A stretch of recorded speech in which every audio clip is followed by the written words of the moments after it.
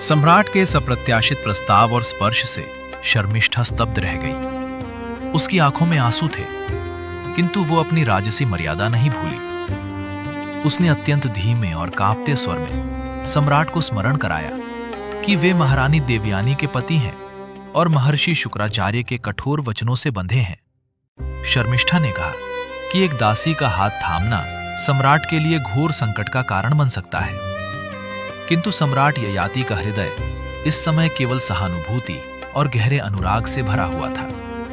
नियति के प्रभाव में आकर उन्होंने पीछे हटने से पूर्णतः मना कर दिया। उस दिन की पहली मुलाकात के बाद सम्राट ययाति के मन में एक अजीब सी व्याकुलता पैदा हो गई थी।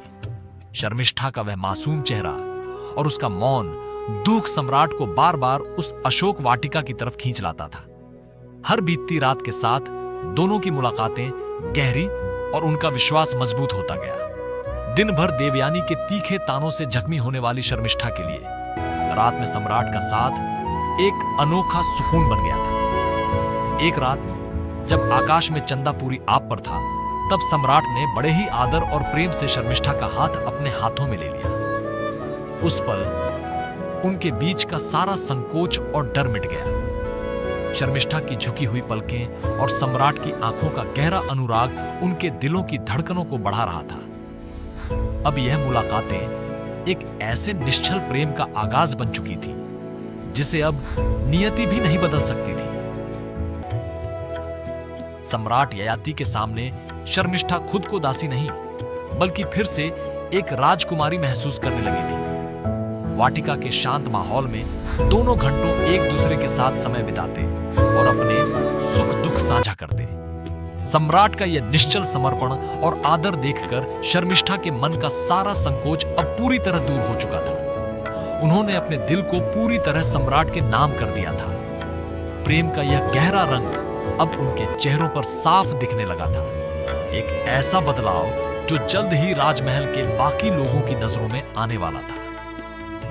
नियति के इस विचित्र खेल में सम्राट ययाति और राजकुमारी शर्मिष्ठा ने समाज और राजसी सीमाओं को लांघने का निर्णय ले लिया। उसी एकांत अशोक वाटिका में, जहां केवल रात्रि का अंधकार और शीतल वायु उपस्थित थे, दोनों का गुप्त गंधर्व विवाह संपन्न हुआ।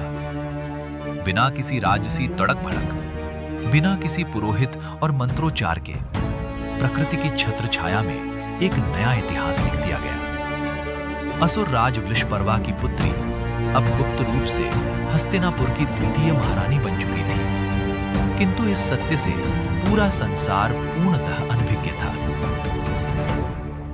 इस गुप्त विवाह के पश्चात भी शर्मिष्ठा के बाहरी जीवन में कोई परिवर्तन नहीं आया।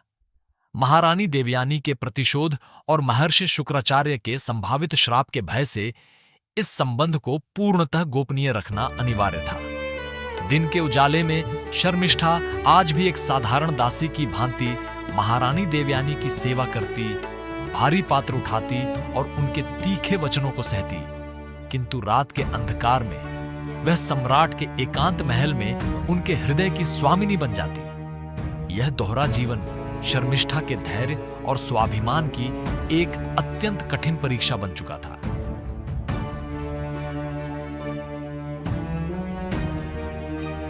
किंतु प्रेम और रहस्य का यह गहरा रंग महलों की दीवारों से अधिक समय तक छुप नहीं सका। दिन के उजाले में शर्मिष्ठा के चेहरे पर आने वाली एक अजीब सी चमक और सम्राट ययाति की आंखों में बदला हुआ अनुराग महारानी देवयानी की तीखी नजरों से बच नहीं पाया। सम्राट का अक्सर उस एकांत वाटिका की ओर जाना और देवयानी से दूरियां बनाना उनके मन में संदेह का एक गहरा बीज बोने लगा था। देवयानी को अब यह एहसास होने लगा था कि इस गुप्त वाटिका के सन्नाटे में कोई ऐसा रहस्य पनप रहा है जो उनसे छुपाया जा रहा है। राजमहल के गलियारों में अब एक खामोश तूफान दस्तक देने वाला था।